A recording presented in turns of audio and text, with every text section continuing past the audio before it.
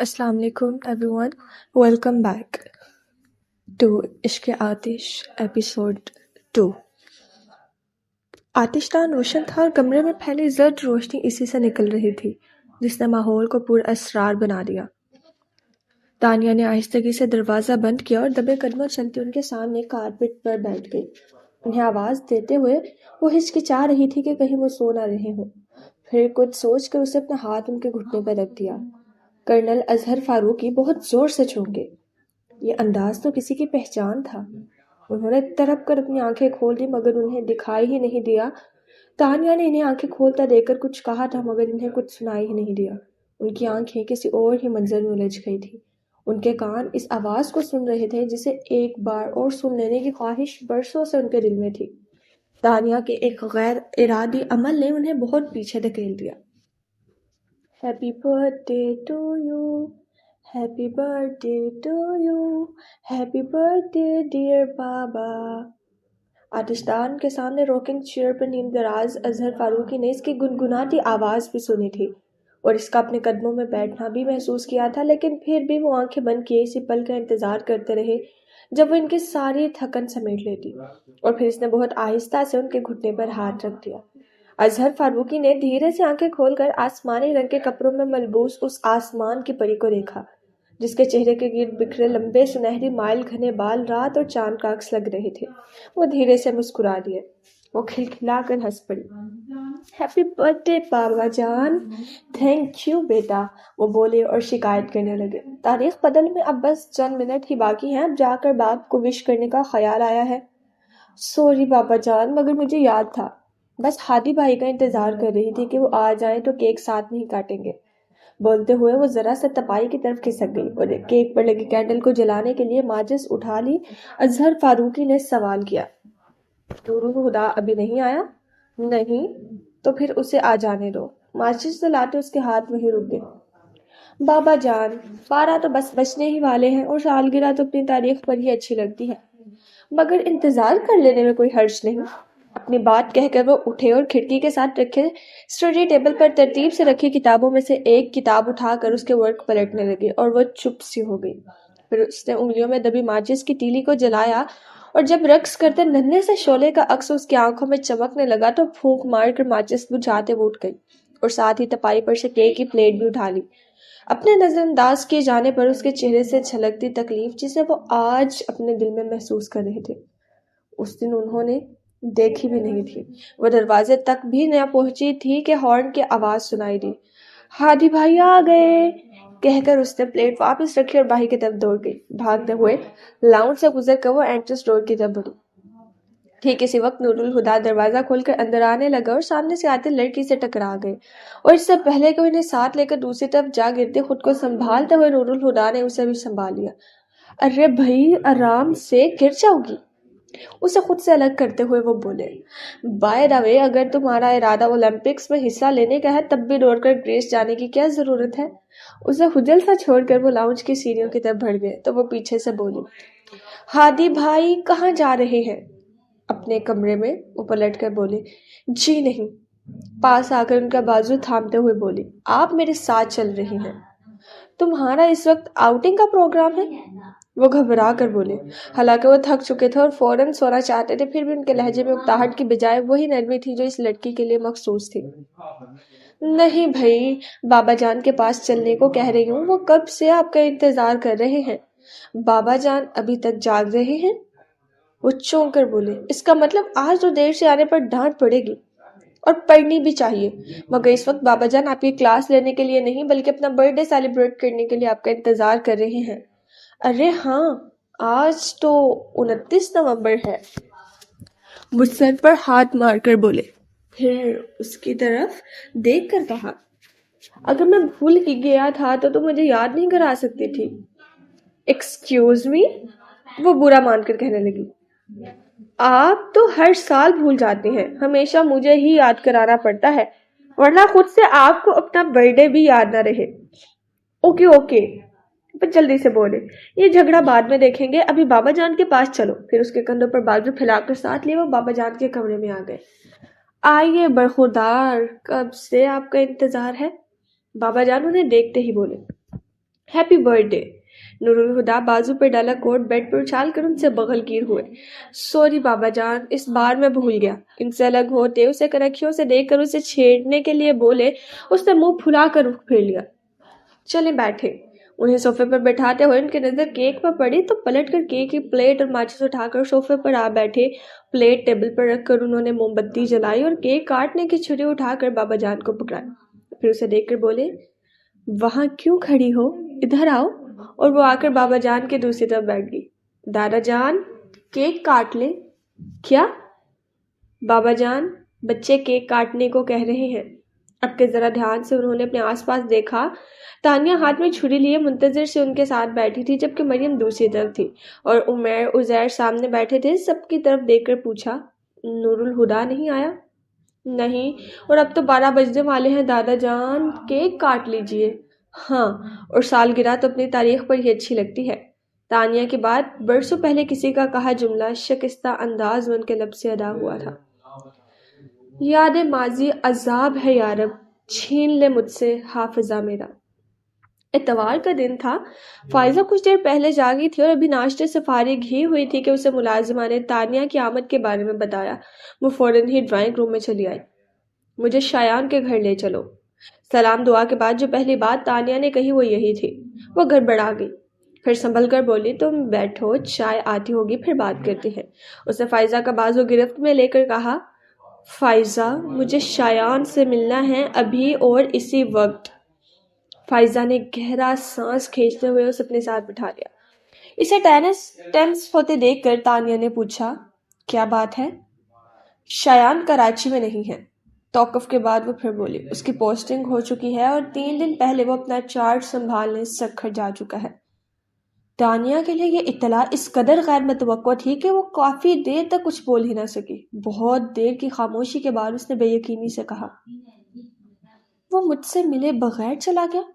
پھر اس نے شاکی نظروں سے فائزہ کو دیکھا، اور تم نے بھی مجھے انجان رکھا؟ مجھے ایسا کرنا پڑا۔ وہ جلدی سے صفائی دیتے ہوئے بولی، جواد کی انگیجمنٹ کے دوسرے ہی دن اس کی پوسٹنگ کے آرڈر آ گئے تھے، مگر شایان نے مجھے منع کر دیا کہ تمہیں نہ بتاؤں۔ پھر جب میں نے اس سے کہا کہ تم اس سے بات کرنا چاہتی ہو تو اس نے کہا کہ وہ تم سے بات نہیں کر سکتا۔ پتہ نہیں کیوں، مگر مجھے وہ کافی اپسٹ لگ رہا تھا۔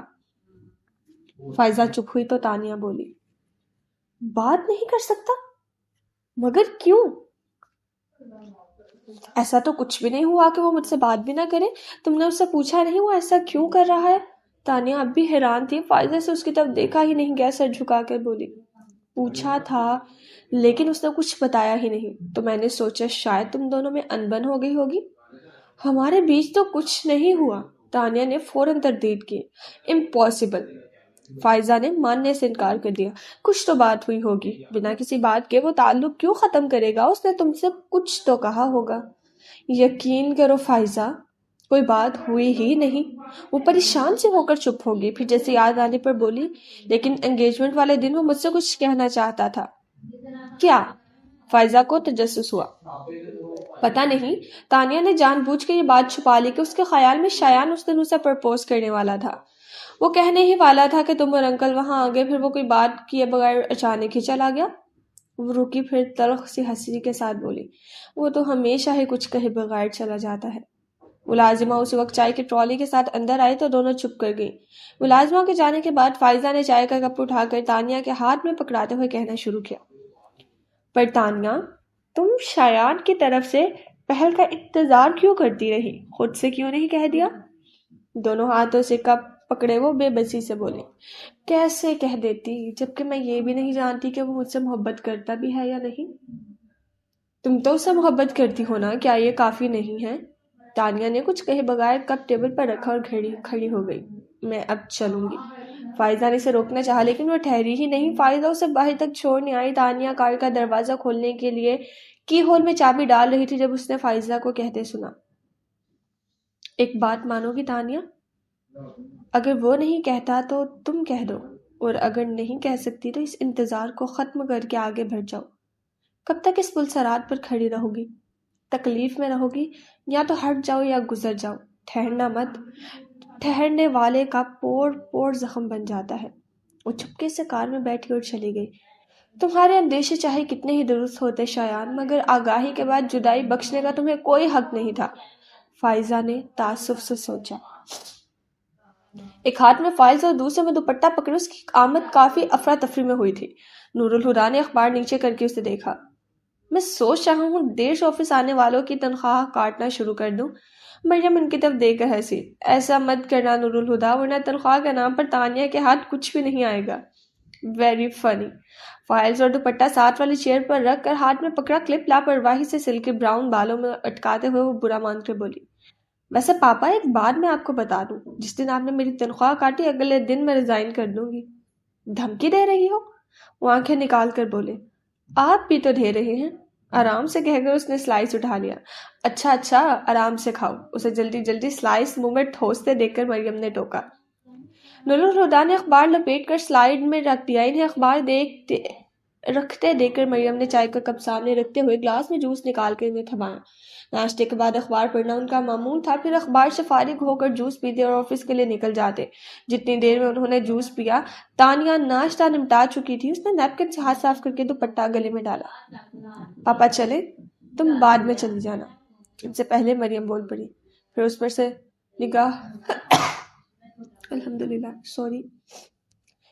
نگاہ ہٹا کر انہوں نے نور الہدا کو دیکھا۔ میں تانیہ سے کچھ بات کرنا چاہتی ہوں۔ اوکے۔ انہوں نے کوئی اعتراض نہیں کیا۔ اچھا سنو، انہیں اٹھا دے کر وہ مزید بولی، آفس جانے سے پہلے بابا جان سے ملتے جانا۔ رات ان کی طبیعت کافی خراب تھی۔ ان کا موڈ ایک دم سے بدل گیا اور رکھائی سے بولے، میں بزنس مین ہوں، ڈاکٹر نہیں۔ اور چلے گئے تو تانیہ مریم کی طرف آئی۔ سمجھ نہیں آتا مما، آخر پاپا دادا جان کے ساتھ اتنا روڈ بیہیو کیوں کرتے ہیں؟ کیا آپ جانتی ہیں ان دونوں کے درمیان کیا ٹینشن ہے؟ میں کیسے جان سکتی ہوں؟ انہوں نے فوراً لا علمی کا اظہار کیا۔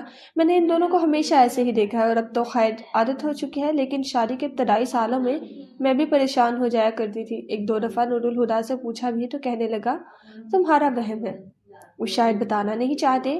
اس خیال سے میں نے کبھی زیادہ کوریدا نہیں، اور اب تو مجھے بھی اپنا وہم ہی لگتا ہے۔ تم خود غور کرو، نور الہدا کا ان کے ساتھ رویہ اپنی جگہ، مگر وہ کبھی بھی بابا جان کی طرف سے غافل نہیں ہوئے، اور مجھ سے ہمیشہ یہی کہا ہے کہ بابا جان میرے بچوں کے دادا ہے اور ان کی اس حیثیت میں کبھی کوئی فرق نہیں آنا چاہیے۔ یوں بھی دونوں کے بیچ ناراضی کی کوئی وجہ مجھے تو نظر نہیں آتی۔ پھر اس کا گال تھپکتے ہوئے کہا، ان باتوں کو اتنا سیریسلی مت لیا کرو۔ آپ مجھ سے کوئی بات کرنا چاہتی تھی؟ وہ سر جھٹک کر بولی، ہاں آؤ تمہارے روم میں چل کر بات کرتے ہیں۔ تانیہ اپنی فائلز اٹھا کر ان کے ساتھ اٹھ کھڑی ہوئی۔ اپنے کمرے سے بریف کیس اٹھا کر وہ سیڑھیاں اترتے ہوئے لاؤنج میں آئے تو بجائے آگے بڑھ کے رک گئے۔ بابا جان کی خراب طبیعت کا سن کر وہ پریشان ہو گئے تھے اور تفکر ان کے چہرے سے بھی نظر آ رہا تھا۔ کچھ پل ٹہل کر وہ آہستہ آہستہ قدم اٹھاتے ان کے کمرے کے دروازے پر جا رکے اور دستک کے لیے ہاتھ اٹھایا۔ پھر پتہ نہیں کیا ہوا، انہوں نے اٹھتے ہوئے ہاتھ کی مٹھی بنا کر کھینچ لیا۔ اچانک ہی ان کے چہرے سے بے حسی جھلکنے لگی، پھر وہ مڑے اور تیز قدموں سے چل کر باہر نکل گئے۔ تانیہ دونوں پیر اٹھائے بیڈ پر بیٹھی تھی اور مریم اس سے کچھ فاصلے پر گہری سوچ میں ڈوبی تھی۔ تانیہ نے خود سے کچھ پوچھنا مناسب نہیں سمجھا تو چپ کر کے انہیں دیکھنے لگی۔ وہ ہمیشہ کی طرح ہی سلک کی ساڑی پہنے ہوئے تھی۔ تانیہ نے کبھی بھی انہیں بہت زیادہ لمبے بالوں کے ساتھ نہیں دیکھا۔ اس وقت ان کے لہردار بالوں کی سٹیپ کٹنگ کے کمر کے خم سے کچھ اوپر ہی ختم ہو رہی تھی، جو کبھی سچ مچ ہی گہرے کالے رنگ کے ہوا کرتے تھے، مگر اب 48 برس کی عمر میں انہیں پابندی سے ڈائی کرنا پڑتا تھا۔ البتہ ان کی فگر پر عمر کا کچھ خاص اثر نہیں ہو سکا۔ سوچتے سوچتے اب اس کی ذہنی روح نور الہدا کی طرف مڑ چکی تھی۔ اس نے اپنی عمر کی کئی لڑکیوں کو ان کی پرسنالٹی کو سراہتے سنا تھا۔ کن پٹیوں سے ان کے بال سفید ہو چکے تھے، انہوں نے کبھی کلر کرنے کی ضرورت محسوس نہیں کی۔ ان کے اٹھنے بیٹھنے، چلنے پھرنے اور بولنے میں بھی خود اعتمادی چھلکتی تھی۔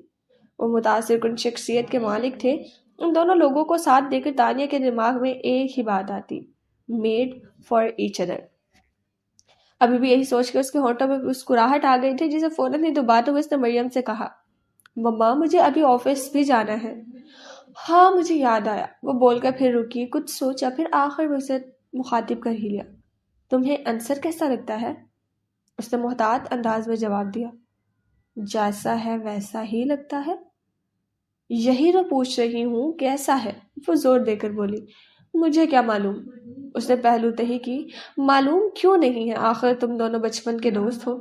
بچپن کی دوستی تو ماما بچپن میں ہی ختم ہوگی جب وہ پڑھنے کے لیے ابروڈ چلا گیا تھا۔ اب وہ میرا دوست نہیں، صرف فاروقی گروپ آف انڈسٹری کا وینڈور ہے، اور اگر وہ میرے لیے کچھ ہے بھی تو بس تیمور انکل کا بیٹا، اس کے علاوہ کچھ نہیں۔ اس بار وہ بولی تو اس کے لہجے میں کوئی گنجائش نہیں تھی۔ مریم نے سانس بھر کر کہہ ہی دیا، انصر نے تمہیں پرپوز کیا ہے؟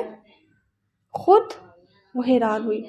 مجھ سے تو عروسہ نہیں بات کی ہے، مگر ظاہرہ بیٹے کی مرضی سے ہی کی ہوگی۔ وہ خاموش بیٹھی رہی۔ وہ باقاعدہ طور پر رشتہ لے کر آنے کی اجازت مانگ رہی ہے۔ تمہارے پاپا کو بھی پروپوزل اچھا لگا ہے اور دادا جان نے بھی اپروو کر دیا ہے، مگر ظاہر ہے آخری فیصلہ تم کو ہی کرنا ہے، سوچ کر جواب دینا۔ مما لیکن اس نے کچھ کہنا چاہا پر مریم نے بیچ میں ہی روک دیا۔ دیکھو اس بار کوئی ٹال مٹول نہیں چلے گی۔ جب تک تم پڑھ رہی تھی تب تک تو ٹھیک تھا، پر اب جو سال پھر سے تم بہانے بنا رہی ہو وہ میری سمجھ سے باہر ہے۔ مجھے سمجھ نہیں آتا آخر تم شادی کے بارے میں کب سیریس ہوگی؟ مما پلیز اس ذکر کو ابھی رہنے دیں، اس نے کوشش کر کے بول ہی دیا، مگر انہوں نے جیسے سنا ہی نہیں۔ تمہیں کچھ اندازہ ہے تمہاری عمر کتنی ہو چکی ہے؟ ظاہر سی بات ہے یہ سوال اس سے جواب مانگنے کے لیے نہیں کیا گیا تھا۔ 24 سال، اور جب میں 24 سال کی تھی تو تم میری گود میں تھی۔ وہ رک کر اس کی فک ہوتی شکل دیکھ کر بولی، میں نے پہلے بھی تم سے کہا ہے، اب پھر کہہ رہی ہوں، اگر تمہاری اپنی کوئی چوائس ہے تو کھل کر کہہ دو، مجھے یا کسی بھی دوسرے شخص کو کوئی اعتراض نہیں ہوگا۔ اس کی آنکھوں میں ایک دم ہی شایان کا چہرہ ابھر آیا تو اس نے سختی سے پلکیں بند کی، پھر کھول کر انہیں دیکھا۔ اور اگر تمہاری کوئی چوائس نہیں ہے تو بیٹا میں کہوں گی کہ تمہارے لیے انصر سے بہتر اور کوئی نہیں ہو سکتا۔ انہوں نے توقف کیا، پھر پیار سے اس کے بالوں پر ہاتھ پھیرنے لگی۔ تانیہ یہ وقت جو اس پل تمہارے ہاتھ میں ہے بہت خوبصورت ہے، اسے نہ گواؤ۔ میں جاؤں؟ کچھ دیر بعد اس نے ہلکے سے پوچھا۔ ہاں جاؤ، انہوں نے اجازت دیتے ہوئے کہا۔ ان کے پاس سے اٹھ کے وہ دادا جان کے پاس آ گئی۔ تم گئی نہیں؟ بس جا رہی ہوں۔ پھر بیڈ پر ان کے برابر ٹکتے ہوئے بولی جہاں وہ نیم دراز تھے، اب آپ کی طبیعت کیسی ہے؟ تمہیں دیکھ کر ٹھیک ہو گئی ہے، وہ کستن مسکرائی۔ اظہر فاروقی کچھ جھجکے پھر پوچھا، نور الہدا بھی گھر پر ہے؟ نہیں، وہ آفس جا چکی ہے۔ آہستہ سے کہہ کر اس نے ان کا ہاتھ چھوم کر کہا، آئی لو یو دادا جان۔ وہ جانتے تھے کہ یہ الفاظ ان کی تکلیف کا نعم البدل نہیں ہو سکتے، پھر بھی وہ مسکرائے اور اسے حوصلہ ہوا۔ پھر انہیں اللہ حافظ کہہ کر وہ باہر پورچ میں آگے اپنی کار ریورس کر ہی رہی تھی کہ ڈاکٹر سراج بیک وے مرر میں گیٹ سے اندر آتے دکھائی دیے۔ وہ گاڑی میں بیٹھے بیٹھے ہی کھڑکی سے سر نکال کر بولی، ڈاکٹر صاحب آپ اس وقت؟ ویسے ٹھیک وقت پر آئے ہیں، آج دادا جان کی طبیعت کچھ ٹھیک نہیں۔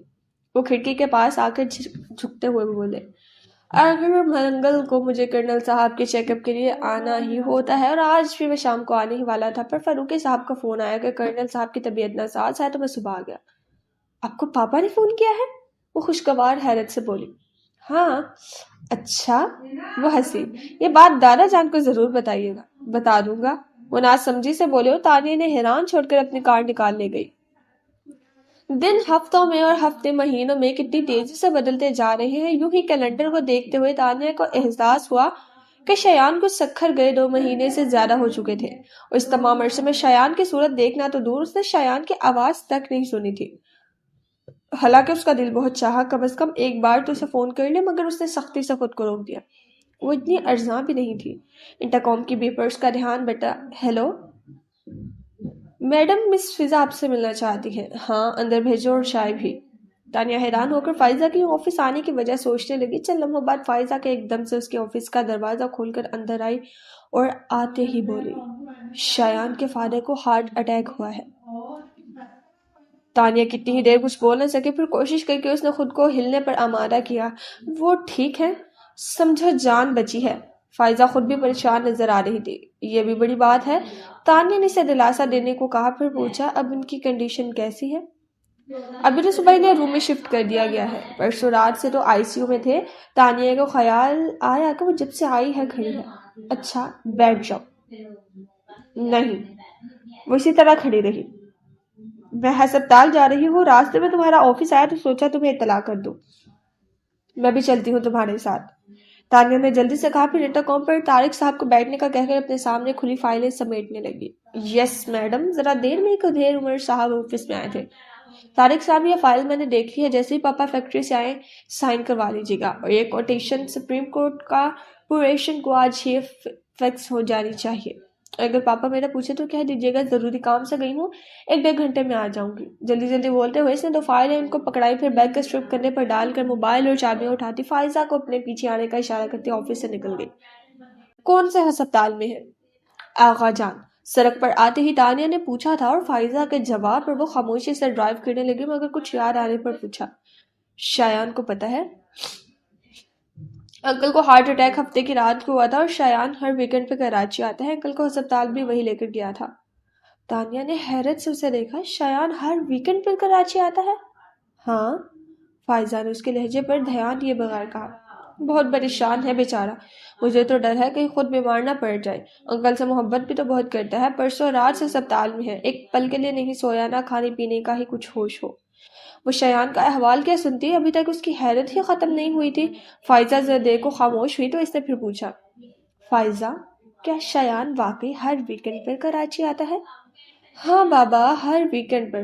وہ تانیہ کے بار بار کی تکرار سے الجھ گئے، ہر کوئی ضروری کام ہو تو اور بات ہے، ورنہ وہ اپنی روٹین نہیں بلتا۔ کمال ہے، وہ ونڈو اسکرین کے پار دیکھ کر بولی۔ فائزہ کو ایک دم خیال آیا اور تیزی سے اس کی طرف مڑ کے بولی، کیا وہ تم سے نہیں ملتا؟ تانیہ نے تلخ مسکراہٹ کے ساتھ نفی میں سر ہلایا، فون تو کرتا ہوگا۔ اس بار تانیہ نے کوئی جواب نہیں دیا، وہ چپ ہو گئی۔ واہ شایان صاحب، پاس تھے تو جلاتے تھے، دور گئے تو راکھ کر ڈالا۔ اس پر کیا شان بے نیازی ہے کہ مڑ کر خبر تک نہ لی؟ مگر کیا میرے رت جگہ اتنے ہی بے سر تھے کہ تمہاری نیند نہ اڑا سکے؟ اس کی آنکھوں میں چبھن بھرنے لگی تو اس نے ڈیش بورڈ پر رکھی سن گلاسز اٹھا کر آنکھوں پہ چڑھا لی۔ چوٹ تو لگ چکی، اب زخم دکھانے کا کیا فائدہ؟ گاڑی ہسپتال کے سامنے رک گئی۔ فائزہ نے اپنی طرف کا دروازہ کھولا اور اترنے لگی تو دھیان آیا وہ ابھی تک اپنی سیٹ پر ہے، اور اس نے انجن بھی بند نہیں کیا تو پلٹ کر پوچھا، تم اندر نہیں آؤ گی؟ تم چلو، میں تھوڑی دیر میں آتی ہوں، وہ بس اسٹور سامنے دکھاتے ہوئے بولی، اور فائزہ کے اترتے ہی وہ زناٹے سے گاڑی بھگا لے گئی۔ کافی دیر تک بے مقصد شہر کی سڑکوں پر گاڑی بھگانے کے بعد بھی خون کے ابال میں کمی نہیں آئی تو تھک کر اس نے گھر کے راستے پر گاڑی موڑ دی۔ گھر میں داخل ہوتے ہوئے اس کی نظر ملازمہ پر پڑی تو اسے پکار کر کہا، ختیجہ، میں اپنے کمرے میں جا رہی ہوں اور کوئی ڈسٹرب نہ کرے۔ پھر وہ رکی نہیں اور سیدھے اپنے روم میں آ گئی۔ جذباتی ٹوٹ پھوٹ کے بعد اب اس کے اعصاب شکستہ ہونے لگے تھے، اس پر ہیجان طاری تھا۔ دروازہ لوک کر کے اس نے ہاتھ میں پکڑی ہر چیز پر بیڈ پر پھینکی اور خود کارپیٹ پر گھٹنوں کے بل گر پڑی، ہولے ہولے لرزتے ہوئے خود کلامی کر رہی تھی۔ میرا اعتبار توڑنے کی تمہارے پاس کوئی وجہ نہیں تھی شایان، اگر کوئی وجہ ہوتی تو تم مجھ سے لڑتے، مجھے الزام دیتے، مگر تم تو بنا کچھ کہے ہی پلٹ کے لفظوں کا آزار دے جاتے۔ میں کب تک تمہاری خاموشی سنوں؟ کچھ تو بولا ہوتا شایان، بس سمجھا لیتی خود کو تم نے دھوکہ دیا ہے، مگر اب کیا کروں؟ خود کو کیسے سمجھاؤں؟ اب اس کی آواز بلند ہو جاتی، درد سے پھٹے اپنے سر کو دونوں ہاتھوں سے پکڑے اس کا گلا رند کیا تھا۔ قصور تمہارا نہیں، غلطی میری ہے۔ میں نے کیوں تم پر اعتبار کیا؟ میں نے کیوں تم سے محبت کی؟ کیوں میں آج بھی تم سے محبت کرتی ہوں؟ جب ساتھ ہی نہیں دینا تھا تو تم کیوں میرے پاس آئے؟ اگر جانا ہی تھا تو میری زندگی میں، میرے دل میں آنے کا تمہیں کیا حق تھا؟ پاس آ کر دور جانے کا، جھلک دکھا کر چھپ جانے کا کھیل بہت بار کھیلا ہوگا۔ وہ اب چلا رہی تھی، بہت سو کو تڑپایا ہوگا، بہت ہوں گی جو تمہارے لیے روتی ہوگی، مگر میں تانیہ فاروقی ہوں، ان بہت سے لڑکیوں سے بہت الگ۔ مجھے تڑپتا دیکھنے کی تمہاری خواہش کبھی پوری نہیں ہوگی شایان، نہ میں تڑپوں گی اور نہ روں گی۔ تم وہ نہیں جس کے لیے میں خود کو برباد کر لوں۔ وہ کہہ رہی تھی کہ وہ نہیں روئے گی، مگر دونوں بازو سختی سے اپنے گرد لپیٹ کر پیشانی گھٹنوں سے ٹکا کر گٹھری بھری وہ پھوٹ پھوٹ کر رو دی تھی۔ سورج ڈھل چکا تھا اور کمرے میں نیم اندھیرا بھرنے لگا تھا، لیکن تانیہ نے لائٹ جلائی نہ ہی پردے سمیٹے۔ وہ بے حس و حرکت اوندھے منہ کارپیٹ پر سمٹ کر لیٹی تھی۔ اب وہ رو نہیں رہی تھی، اس کا چہرہ ستا ہوا تھا، بال بے ترتیب ہو رہے تھے، بکھرے بکھرے حلیے کے ساتھ اس کے سر میں درد کی تیز لہریں اٹھ رہی تھیں۔ کئی گھنٹوں تک رونے کی وجہ سے وہ تھک چکی تھی، اب اس میں اتنی طاقت بھی نہیں تھی کہ اٹھ کر بیٹھ کے دراز سے پین کلر ہی نکال کر لے لے۔ پھر کچھ وقت سے ہی صحیح، مگر اس نے خود کو ہلنے پر آمادہ کر ہی لیا۔ کھسک کر ٹیبل کی طرف گئی، ٹیبل کے سہارے سے بیٹھنے کے بعد اس نے جگ سے پانی گلاس میں ڈالا اور گلاس پکڑ کر اٹھتے ہوئے بیڈ پر آ کر بیٹھ گئی۔ پھر ڈراز کھول کر پین کلر نکالی اور 2 گولیاں پانی کے ساتھ لے کر گلاس سائڈ ٹیبل پر رکھا اور بیڈ پر لیٹ گئی۔ اس کا دل چاہ رہا تھا کہ سو جائے، مگر آنکھوں میں درد اتنا زیادہ تھا کہ بند کرنا بھی مشکل تھا۔ وہ چت لیٹی نیند آ جانے کا انتظار کرتی رہی۔ اگلی صبح شاور لے کر ڈریسنگ روم میں آئے تو آئینے میں اپنی ہی صورت دیکھ کر حیران رہ گئی. آنکھوں کے گرد ہلکے سوجے ہوئے تھے. نہانے سے چہرے کی پسمردگی تو کم ہو گئی تھی مگر زردی جھلک رہی تھی. اس حالت میں سب کا سامنا کرنا مشکل لگ رہا تھا مگر اس کا سوا چارہ بھی کیا تھا. گیلے بالوں کو ڈرائی سے خشک کر کے وہ ڈرائنگ روم میں آ ہی گئی. عمیر اور زید تو کالج جا چکے تھے اور دادا جان بھی ناشتہ ان کے ساتھ کر کے اس وقت اسٹڈی میں چلے جاتے تھے. مریم البتہ نور الہدا کے ساتھ ہی ناشتہ کرتی تھی اور جب سے تانیہ نے آفس جانا شروع کیا تھا وہ بھی ان کے ساتھ ڈائننگ ٹیبل پر موجود ہوتی. نور الہدا اس پر نظر پڑتے ہی چونک گئے. انہوں نے مریم کی دیکھا. ان کے تاثرات بھی نور الہدا سے مختلف نہیں تھے. بہادر میرے لیے چائے لے آؤ. سلائڈز پر بٹن لگاتے ہوئے وہ خود کو نارمل پوز کرنے کے لیے زور سے زیادہ اونچی آواز میں بولی تھی. تمہیں کیا ہوا ہے؟ مریم اس کے پوسٹ کرنے سے ذرا بھی مطمئن نہیں ہوئی تھی. تانیہ کو بھی اندازہ تھا کہ کچھ بھی نہیں سے کام نہیں چلے گا.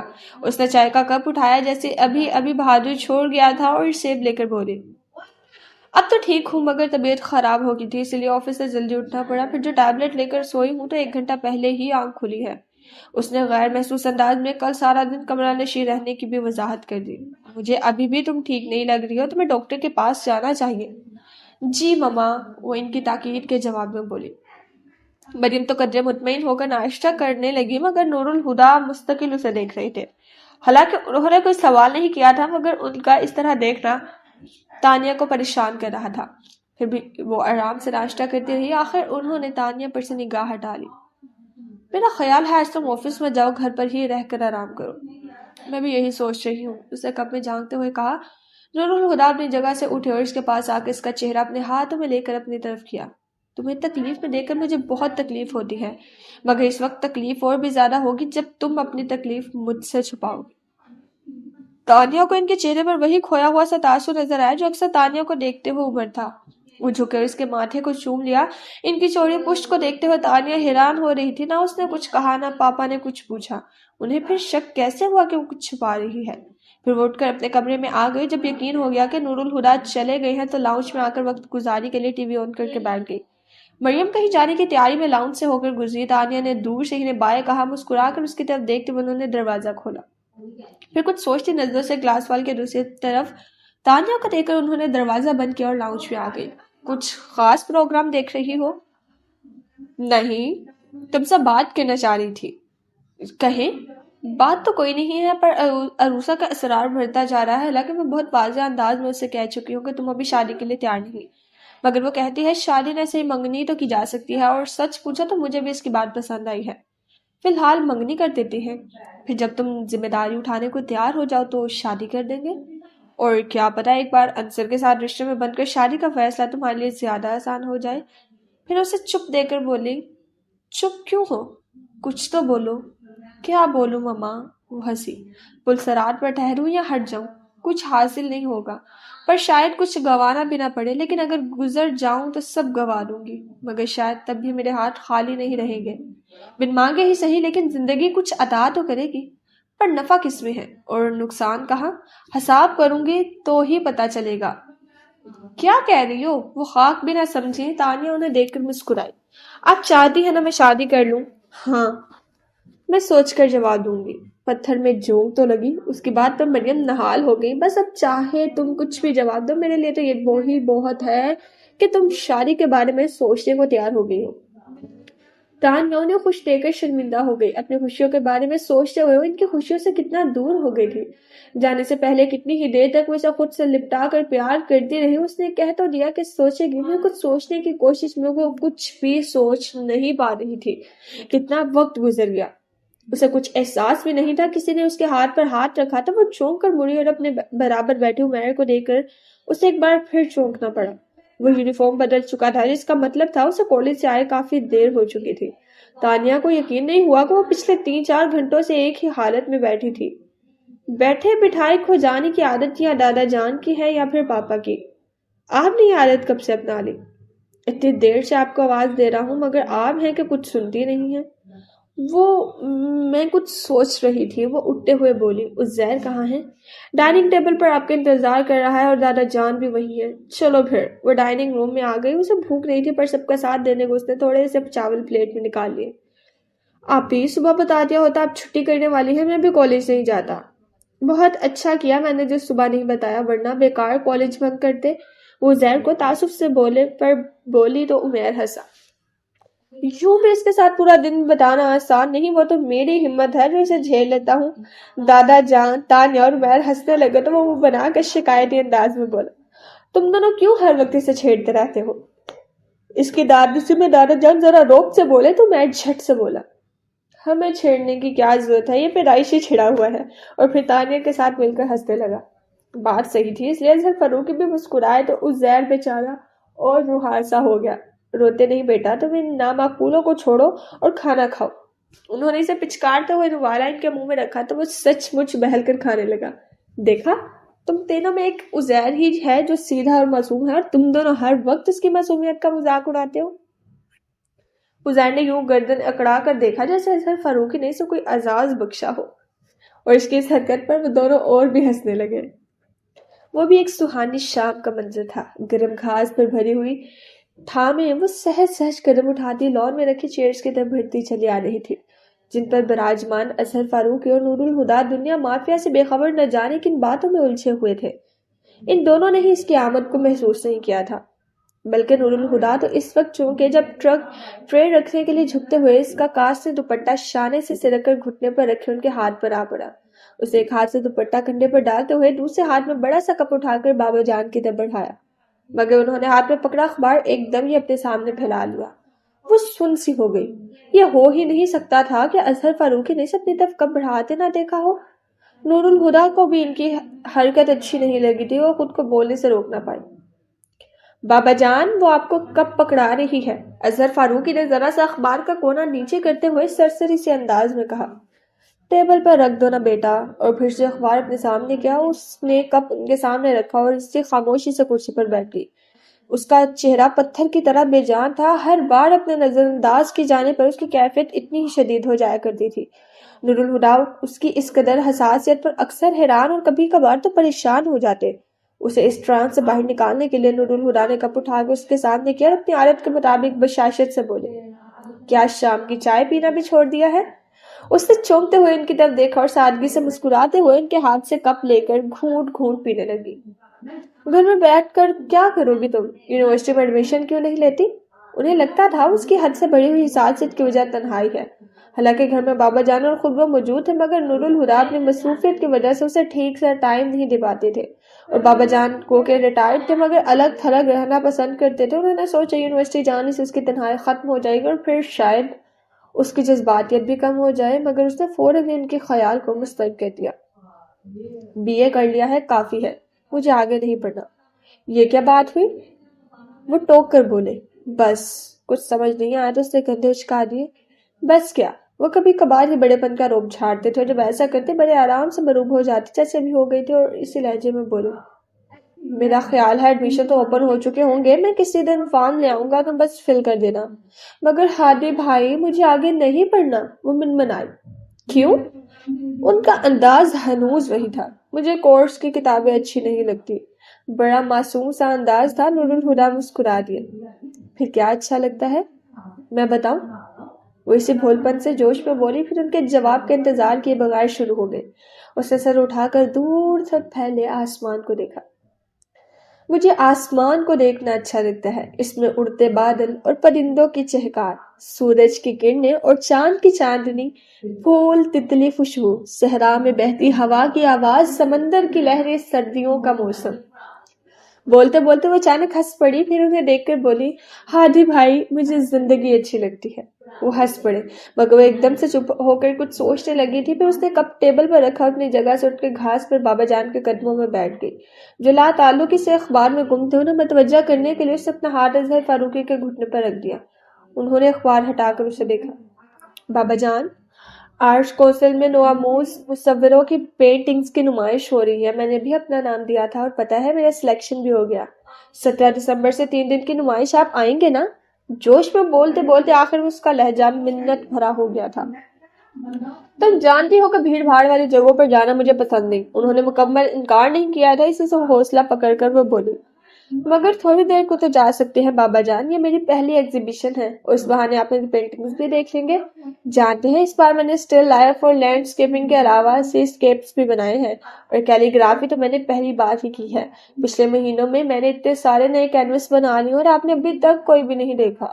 اگر دکھانا مقصود ہے تو آج ہی ایک نشست تمہارے کمرے میں رکھ لیتی ہے، لیکن میں ایگزیبیشن میں نہیں آؤں گا۔ آرمی لائف کے دوران بھی پرہجوم جگہوں پر جانا مجھے پسند نہیں تھا، اور اب تو میں ریٹائرڈ لائف گزارتے گھر تک ہی محدود ہو گیا ہوں۔ اینی ویز، بیسٹ آف لک۔ کیا ہو جاتا اگر بابا جان اس کا دل رکھنے کی خاطر کچھ دیر چلے جانے کی حامی بھر لیتے؟ نور الہدا نے تعصب سے سوچ کر اسے دیکھا۔ اس نے اپنی آنکھیں جھکا رکھی تھی، پھر بھی اس کی پلکوں پر لرزتے آنسو نور الہدا کو صاف نظر آئے تھے۔ نور الہدا بے چین ہو کر اٹھے اور اس کے پاس والی چیئر پر بیٹھ کر ٹیبل پر رکھے اس کے ہاتھ پہ اپنا ہاتھ رکھ دیا، اور کچھ کہنا ہی چاہتے تھے کہ اس نے آہستگی سے اپنا ہاتھ ان کے ہاتھ کے نیچے سے نکالا اور اٹھ کر یوں ہی رخ پھیرے اندر کی طرف بڑھ گئی۔ جوتوں سمیت بیڈ پر چت لیٹے نور الہدا کو اپنی کنپٹیوں پر نمی کا احساس ہوا تھا۔ وہ اٹھ بیٹھے، اپنے چہرے پر سے آنسوؤں کو صاف کر کے ہاتھ اپنی آنکھوں کے سامنے کیا اور پوروں پر ٹھہری نمی کو دیکھتے رہے۔ جو آج تم یہاں ہوتی تو دیکھتی کہ جو آنسو تمہاری آنکھوں سے نہ بہہ سکے وہ 27 سالوں سے میرا چہرہ بھگو رہے ہیں۔ بے سبب تو نہیں تیری یادیں، تیری یادوں سے کیا نہیں سیکھا، ضبط کا حوصلہ بڑھا لینا، آنسوؤں کو کہیں چھپا لینا، کانپتی ڈوبتی صداؤں کو چپ کی چادر سے ڈھانپ کر رکھنا، بے سبب بھی کبھی ہنسنا جب ہو بات کوئی تلخی کی، موضوع گفتگو بدل دینا، بے سبب تو نہیں تیری یادیں، تیری یادوں سے کیا نہیں سیکھا۔ وہ تھکے تھکے سے اٹھ کر کھڑکی کا پردہ ہٹا کر باہر جھانکا۔ پورچ کی تیز روشنی میں تانیہ بار بار ہارن بجا رہی تھی، پھر اظہر فاروقی چند لمحوں بعد اپنے پوتوں کے ساتھ نظر آئے۔ سنبھلنے کے لیے ہمیشہ ٹھوکر کی ضرورت کیوں ہوتی ہے؟ فرنٹ ڈور کھول کر بیٹھے اظہر فاروقی کو دیکھ کر انہوں نے سوچا۔ ہاتھ میں بکے پکڑے تانیہ نے ہسپتال کے انفارمیشن کاؤنٹر پر شایان کے فادر کا نام، ان کا روم نمبر پوچھا، روم نمبر 5۔ دبلی پتلی لڑکی نے کمپیوٹر سے چیک کر کے اسے بتایا۔ تھینکس کہہ کر تانیہ لفٹ کی طرف آئی۔ لفٹ سے نکلتے ہی تانیہ کو سامنے سے فائزہ آتی دکھائی دی۔ پاس آنے پر وہ بولی، کہاں جا رہی ہو؟ گھر، فائزہ نے جواب دے کر پوچھا۔ مگر پرسوں کیا ہوا تھا؟ تھوڑی دیر کام کہہ کر تم تو غائب ہی ہو گئی۔ ایک ضروری کام یاد آ گیا تھا، اس نے کہا۔ فائزہ گھر جانے کا ارادہ ترک کر کے اس کے ساتھ ہی چلتے ہوئے روم میں آ گئی۔ پہلا قدم کمرے میں رکھتے ہی تانیہ نے شایان کی موجودگی کو محسوس کر لیا تھا، مگر جان بوجھ کر نظر انداز کر کے وہ بیڈ پر لیٹے شخص کی طرف آ گئی۔ بیڈ کے ساتھ رکھی میز پر بکے رکھ کر اس نے ہلکی آواز میں پوچھا، ان کی طبیعت اب کیسی ہے؟ کافی بہتر ہے۔ اپنے پیچھے سے شایان کی بھاری آواز سن کر وہ سنبھل کر پلٹی، کوشش کر کے حیران ہوتے ہوئے بولی، تم؟ پھر کسدر مسکرائی، سوری میں نے تمہیں دیکھا نہیں۔ تبھی اس کی نظر صوفے پر بیٹھی سبز آنکھوں والی عورت پر پڑی۔ اس نے فوراً انہیں سلام کیا اور فائزہ کی طرف دیکھنے لگی کہ ان کا تعارف کروائے گی۔ خود سے وہ سمجھ نہیں سکی تھی کہ وہ شایان کی مدر ہیں یا کوئی رشتہ دار۔ ایسا ہی سوال تانیہ کے لیے ان کی آنکھوں میں تھا۔ فائزہ نے دانستہ ان سوالوں سے آنکھ چراتے ہوئے کہا، میرا خیال ہے باہر چل کر بات کرتے ہیں، یہاں ہماری آواز سے انکل کی نیند خراب ہوگی۔ دروازہ کھول کر باہر چلی گئی تو تانیہ اور شایان بھی آگے پیچھے باہر آ گئے۔ تانیہ فائزہ کے ساتھ ہی بینچ پر بیٹھ گئی۔ شایان دیوار سے کمر ٹکائے سامنے کھڑا تھا۔ اتنی دیر میں پہلی بار تانیہ نے اسے دیکھا۔ بلو جینز اور وائٹ شرٹ پہنے اس کا حلیہ رفسا تھا۔ کالے بال بے ترتیبی سے ماتھے پر پڑے تھے، شیو بڑھی ہوئی تھی اور آنکھوں کے نیچے ہلکے نظر آ رہے تھے۔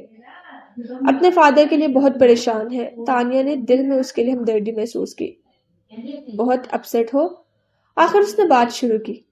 ابو میری زندگی کا لازمی حصہ ہیں، میں سب کچھ برداشت کر سکتا ہوں مگر ان کی تکلیف نہیں۔ انشاءاللہ وہ جلد ٹھیک ہو جائیں گے، تانیہ نے دل سے کہا۔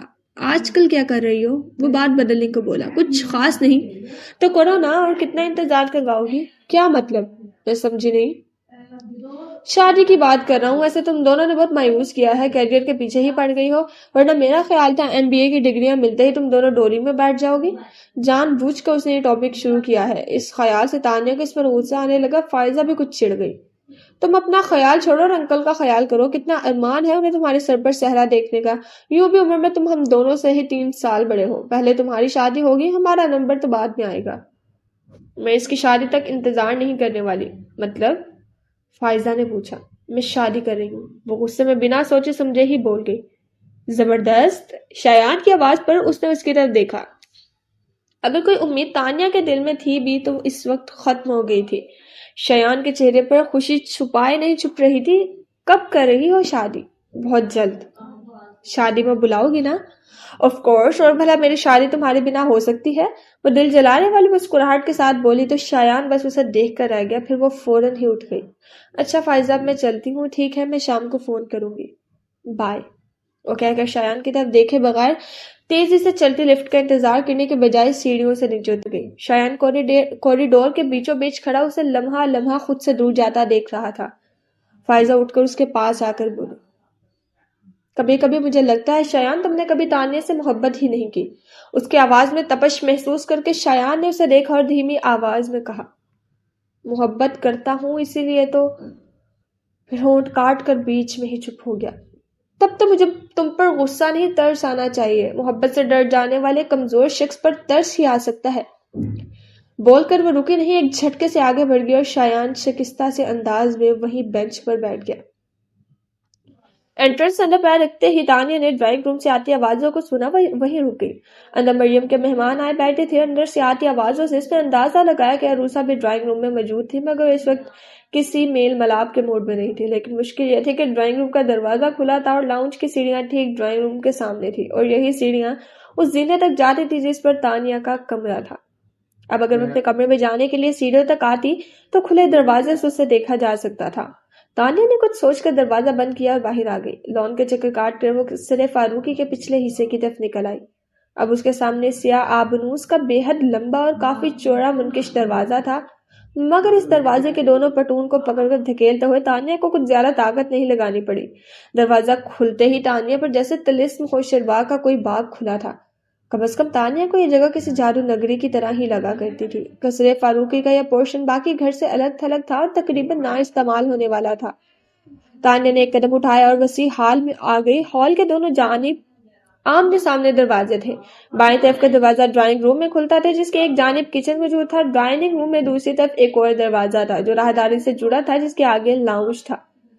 دوسرا دائیں جانب کا دروازہ ایک لمبے کوریڈور میں پہنچتا، جس کے آگے سٹنگ روم اور اس سے آگے لاؤنج تھا۔ لاؤنج میں بائیں جانب اظہر فاروقی کا کمرہ اور اس کے ساتھ ہی لائبریری سے ملحق اسٹڈی تھی، جبکہ دائیں جانب رہائشی کمرے تھے اور دائیں جانب سے ہی سیڑھیاں اوپر کے کوریڈور تک جاتی تھی، جہاں دونوں جانب کمروں کی قطاریں تھیں۔ یعنی اگر کوئی اس ہال کے ایک دروازے سے نکلتا تو پورے قصر فاروقی کا چکر کاٹ کر واپس یہاں پہنچتا۔ اس پورشن کی انوکھی خصوصیت تھی کہ وہ بیک وقت گھر کے ہر حصے سے جڑا بھی تھا اور پورے گھر سے الگ بھی تھا۔ ہال کے داخلی دروازے کے سامنے دبیز قالین کا بڑا سا ٹکڑا تھا، جس کے ساتھ رکھا لکڑی کا آرام دہ فرنیچر اسے نشست گاہ کا روپ دے رہا تھا۔ دائیں طرف کی دیوار پر بڑا سا آئینہ تھا جس پر آرٹ ورک کیا گیا تھا۔ آئینے کے نیچے ایک چھوٹی میز کے ساتھ دو کرسیاں تھیں، جبکہ ہال کی باقی دیواروں پر بھی کئی طرح کے پینٹنگز آویزاں تھے اور چھت سے بڑا جھومر لٹک رہا تھا۔ ناک کے سیدھ میں تھوڑا آگے جا کر سیڑھیاں تھیں، جن کے بائیں جانب ایک اونچا لکڑی کا سٹول تھا جس پر گھومنے والے ڈائلر کے ساتھ پرانی طرز کا فون رکھا تھا، مگر اس فون کا کنیکشن نکال دیا گیا تھا۔ سیڑھی کے اوپر جینے کے سامنے ایک دروازہ تھا جس کے دونوں پٹوں سے لٹکتی زنجیر میں تالا لگا تھا۔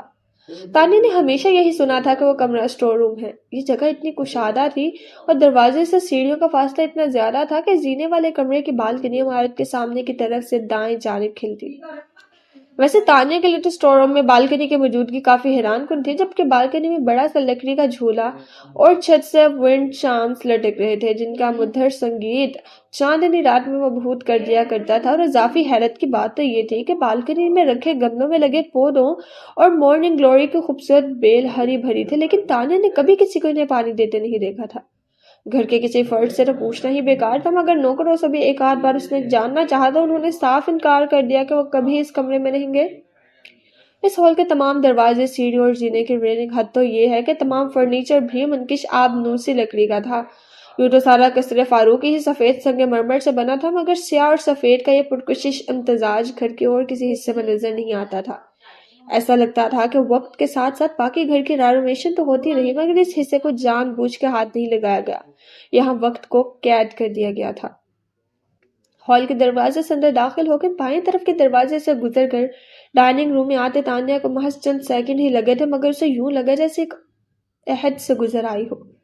لاؤنج پہ قدم رکھنے سے پہلے اس نے ڈرائنگ روم سے آتی آواز پر دھیان دیا. وہ سب بدستور گپ شپ میں مصروف تھے. تانیہ اطمینان سے اظہر فاروقی کے کمرے تک آئی اور دستک دینے والے تھی کہ کسی نے کہا کرنل صاحب اپنے کمرے میں نہیں ہے. تانیہ نے مڑ کر بہادر کو دیکھا جو ڈرائنگ روم میں چائے لے کر جانا اسے دیکھ کر رک گیا تھا.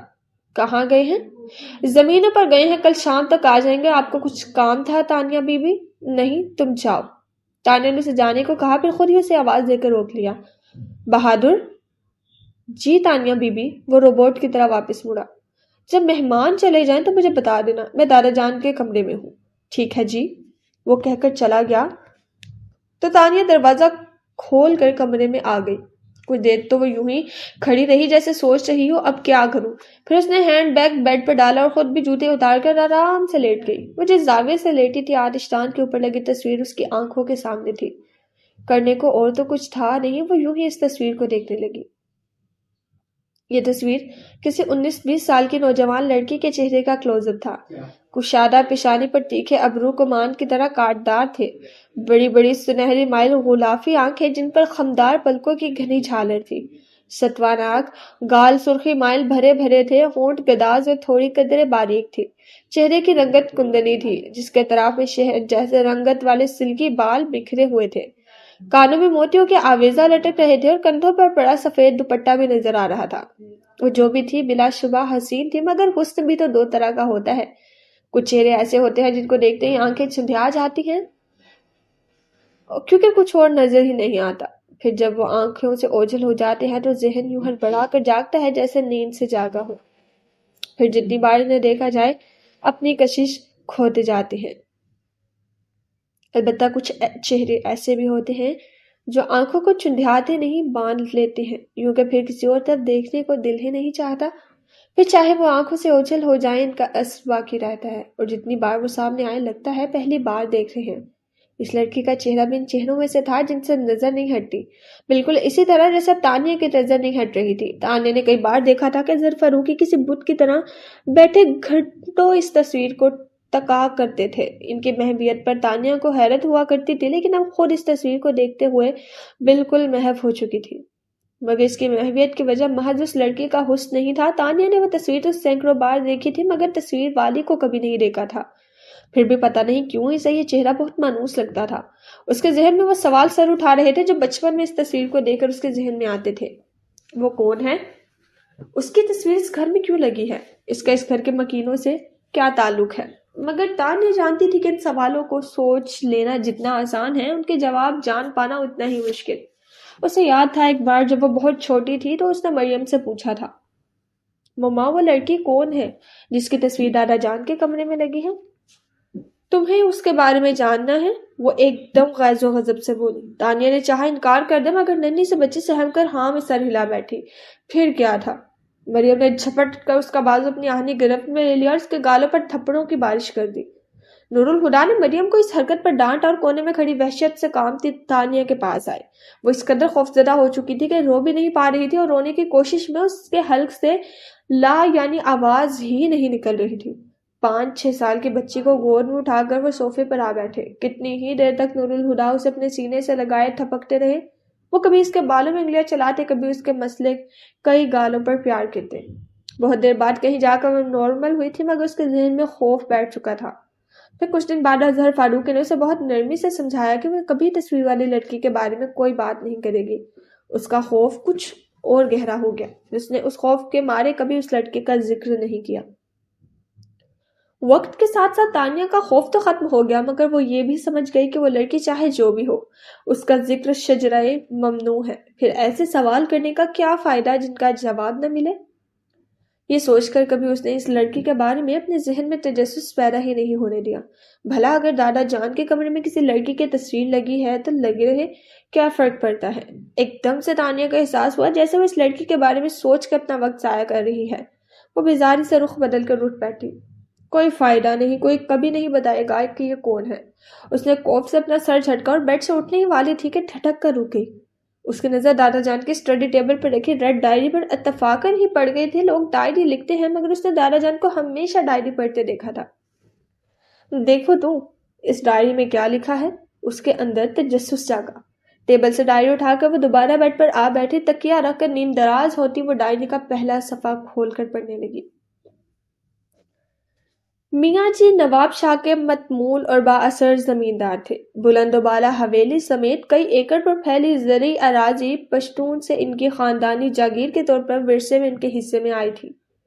بیگم حیات نہیں تھی، البتہ مرحومہ نے 2 اولادیں چھوڑ دی تھی اور دونوں ہی بیٹے تھے، بڑے مظہر فاروقی اور چھوٹے اظہر فاروقی۔ مظہر فاروقی میاں جی کی طرح ہی پکے زمیندار تھے اور واجبی سی تعلیم کے بعد ہی وہ زمینداری کے کاموں میں جٹ گئے۔ اظہر فاروقی کا مزاج تو زمیندارانہ تھا، مگر انہیں اپنے آبائی پیشے سے کوئی خاص شغف نہیں تھا، اس کے بجائے انہیں تعلیم حاصل کرنے میں دلچسپی تھی۔ میاں جی کو بیٹے کا شوق پسند تھا اور ساتھ ہی وسائل کی بھی کوئی کمی نہیں تھی۔ انہوں نے اظہر فاروقی کو حصول تعلیم کے لیے بخوشی کراچی بھیج دیا، جو اس وقت ایک ابھرتا ہوا چھوٹا سا شہر تھا۔ البتہ ہاسٹل کی رہائش انہیں پسند نہ تھی۔ جب تک اظہر فاروقی میٹرک کر کے کالج میں پہنچے، انہوں نے کراچی میں ہی وسیع رقبے پر حویلی کی تعمیر مکمل کروائی۔ 1000 گز پر تعمیر کیا گیا قصر فاروقی سفید سنگ مرمر سے بنی پرشکوہ عمارت تھی، جس کے چاروں طرف دائرے کی شکل میں 500 گز چوڑا خوبصورت لان تھا۔ باہر سے اگر یہ عمارت سبز اور سفید کا شاہکار تھی تو اندر سے سیاہ و سفید کا عجوبہ۔ قصر فاروقی کی تزئین و آرائش میں لکڑی کا بکثرت استعمال ہوا تھا، وہ بھی صرف آبنوس کی لکڑی کا۔ اظہر فاروقی نے قصر فاروقی میں رہتے ہوئے ہی گریجویشن کا ایگزام دیا اور اس کے بعد آرمی میں جانے کی خواہش ظاہر کر دی۔ میاں جی کو یہ بات پسند نہیں آئی۔ وہ چاہتے تھے تعلیم حاصل کرنے کے بعد اظہر فاروقی واپس حویلی آئیں، اور اظہر فاروقی کو یہ منظور نہیں تھا۔ آخر مظہر فاروقی ان کی مدد کو آئے اور نہ جانے کن مشکلوں سے انہوں نے اظہر فاروقی کو آرمی جوائن کرنے کی اجازت دلوا دی۔ بہرحال جب سارے معاملات خوش اسلوبی سے طے ہو گئے تو انہیں بیٹوں کی شادی کا خیال آیا۔ اس معاملے میں اظہر فاروقی نے بڑے بھائی کی طرح ہی فرما برداری سے سب کچھ ان پر چھوڑ دیا۔ میاں جی نے خود بہوؤں کے انتخاب میں احتیاط برتی۔ مظہر فاروقی کی بیگم نورین زمیندار گھرانے سے تھی، البتہ چھوٹی بہو فریال کراچی کے پڑھے لکھے خاندان سے تھی اور خود بھی تعلیم یافتہ تھی۔ شادی کے پہلے سال ہی مظہر فاروقی بیٹے کے باپ بن گئے اور پوتے کی پیدائش کے چند ہفتوں بعد ہی میاں جی قضائے الہی سے وفات پا گئے۔ دکھ کتنا ہی بڑا ہو، زندگی نہیں رکتی۔ یہی سوچ کر دونوں بھائی اپنی زندگی میں ایڈجسٹ کرنے کی کوشش کرنے لگے، لیکن اظہر فاروقی کے نصیب میں ایک دکھ اور لکھا تھا۔ اظہر فاروقی آرمی جوائن کرتے ہی مسافر ہو گئے تھے اور ان کا پڑاؤ کبھی ایک تو کبھی دوسرے شہر ہوتا، مگر فریال کو بھی گاؤں کا ماحول پسند نہیں تھا اور اظہر فاروقی کی غیر موجودگی میں ان کا حویلی میں رہنا ایسا ضروری بھی نہیں تھا۔ اس سے وہ شادی کے ابتدائی دنوں میں ہی قصر فاروقی شفٹ ہو گئی، لیکن ان کا اپنے سسرال سے مکمل رابطہ تھا۔ کبھی وہ خود حویلی چلی جاتی تو کبھی ان کے جیٹھ اور جیٹھانی اپنے بیٹے کو ساتھ لے کراچی آ جاتے۔ اس بار بھی ان کی واپسی ایک لمبے قیام کے بعد ہوئی تھی، مگر وہ نواب شاہ تک نہیں پہنچ سکے۔ راستے میں ہی ان کی کار کا مسافر کوچ کے ساتھ زبردست تصادم ہوا تھا۔ حادثے کی اطلاع ملتے ہی اظہر فاروقی جائے حادثہ پر پہنچ گئے، مگر جب وہ پہنچے تو اپنے بھائی اور بھابھی کو دم توڑتا دیکھ چکے تھے، لیکن 3 سال کا ان کا بیٹا معجزانہ طور پر محفوظ رہا تھا۔ بھائی بھابھی کی تدفین سے فارغ ہو کر جب دونوں میاں بیوی نے رخت سفر باندھا تو اس ننھے سے بچے کو بھی ساتھ لے کر آئے۔ فریال کی اپنی گود تو اب تک خالی تھی، انہوں نے بہت آسانی سے اس بچے کو اپنے بیٹے کی حیثیت سے قبول کر لیا اور بہت جلد ہی وہ ان کی زندگی کا مرکز بن گیا۔ یہاں تک کہ شادی کے 7ویں برس منتوں اور مرادوں اور دعاؤں کا ثمر بن کر پیدا ہونے والی ملیحہ فاروقی بھی اس کے لیے فریال کی محبت کو کم نہ کر سکی۔ پھر اس کے سال بعد جیسے اظہر فاروقی حصول تعلیم کے لیے کراچی آئے تھے، اپنے بھتیجے کو انہوں نے اعلیٰ تعلیم کے لیے لندن بھیج دیا، مگر 4 سال بعد ہی انہیں واپس آنا پڑا۔ ملیحہ کی پیدائش کے وقت ہی فریال کو کچھ پیچیدگیوں سے گزرنا پڑا تھا اور پھر اس کے بعد وہ مستقل بیمار رہی اور 11 سال کی بیماری کے بعد وہ خالق حقیقی سے جا ملی۔ پالنے والی ماں کو کندھا دے کر وہ پھر لندن سدھار گئے، مگر ملیحہ کی زندگی میں خلا ہمیشہ کے لیے ٹھہر گیا۔ حالانکہ بابا جان نے بہت جلد ہی ریٹائرمنٹ لے لی، شاید ملیحہ کی تنہائی کے خیال سے، مگر پاس ہونے کے ساتھ ہونے میں فرق ہوتا ہے۔ اب صورتحال یہ ہے، وہ یا تو اپنی اسٹڈی میں وقت گزارتے ہیں یا اپنے پرانے دوست ملک ناصر کے ساتھ شطرنج کھیلتے ہیں، اور میری یعنی ملیحہ فاروقی کی روٹین بھی بس یوں ہی ہے۔ میں نے حال ہی میں گریجویشن کیا ہے اور میرا سارا وقت گھرداری میں یا پھر پینٹنگ میں گزرتا ہے۔ ہاں، روز سے کچھ وقت نکال کے میں لائبریری چلی جاتی ہوں۔ ویسے تو بابا جان کی لائبریری میں میرے لیے بہت سی کتابیں ہیں، مگر لائبریری جانے کی وجہ صرف اتنی ہے کہ میں اس تنہائی سے کچھ دیر کو پیچھا چھڑا سکوں، جو امی جان کے انتقال کے 9 سال بعد بھی مجھے بھوک ہلا دیتی ہے، مگر اب شاید تنہائی کا احساس کچھ کم ہو جائے۔ پڑھائی ختم کر کے نور الہدا نے لندن میں جاب بھی کر لی تھی، پر اب سنا ہے کہ بابا جان کے بھتیجے ہمیشہ کے لیے واپس آ رہے ہیں۔ تانیہ کو جھٹکا لگا تھا۔ وہ جلدی سے سیدھی ہو بیٹھی، پھر اس نے اس لائن کو دوبارہ پڑھا، پھر تیسری اور چوتھی بار۔ ہر بار پڑھنے سے ایک ہی بات سمجھ میں آئی، پاپا دادا جان کے بیٹے نہیں ہیں۔ یہ اس کے لیے انکشاف تھا۔ وہ سوچنے لگی اگر یہ بات سچ ہے بھی تو چھپائی کیوں گئی؟ بھلا اس بات کے پتہ چل جانے میں کیا حرج ہے؟ اظہر فاروقی اگر نور الہدا کے چچا بھی تھے تو تانیہ کے بہرحال دادا ہی تھے۔ پھر اس نے سوچا جب تک یہ سب کچھ جان نہیں لیتی اس بات کو خود تک محدود رکھے گی۔ اس وقت تک دستک کی آواز پر تانیہ اچھل گئی، اس نے جلدی سے ڈائری اپنے پیچھے چھپا لی۔ دروازہ کھلا ہے۔ اس کی آواز پر ملازمہ نے دروازہ کھول کر اندر جھانکا۔ مہمان چلے گئے ہیں، تانیہ بی بی اور شباب کا کھانے پر انتظار کر رہے ہیں۔ پاپا آ گئے؟ اس نے پوچھا۔ نہیں، ٹھیک ہے تم چلو میں آتی ہوں۔ اس کے جانے کے بعد وہ ڈائری ہاتھ میں لی اٹھی اور چلتے ہوئے تصویر کے سامنے جا کھڑی ہوئی۔ مجھے شک سا ہو رہا ہے ملیحہ فاروقی آپ ہی ہیں، اور اگر آپ ملیحہ ہیں تو یہ ڈائری بھی آپ نے ہی لکھی ہوگی۔ ہمیشہ سے میرا دل چاہتا تھا کہ میں آپ کے بارے میں کچھ جان پاؤں، اور اب یہ ڈائری مجھے آپ کے بارے میں کافی کچھ بتانے والی ہے۔ مگر گھبرائیے مت، پڑھ کر آپ کی ڈائری واپس کر دوں گی اور اس میں جو بھی لکھا ہے وہ میرے اور آپ کے درمیان رہے گا، یہ میرا وعدہ ہے۔ وہ چپ ہوئی، پھر اپنی ہی حرکت پر ہنستی کمرے سے باہر آ گئی۔ اس نے ڈائری اپنے کمرے میں رکھی اور کھانا کھانے نیچے آ گئی۔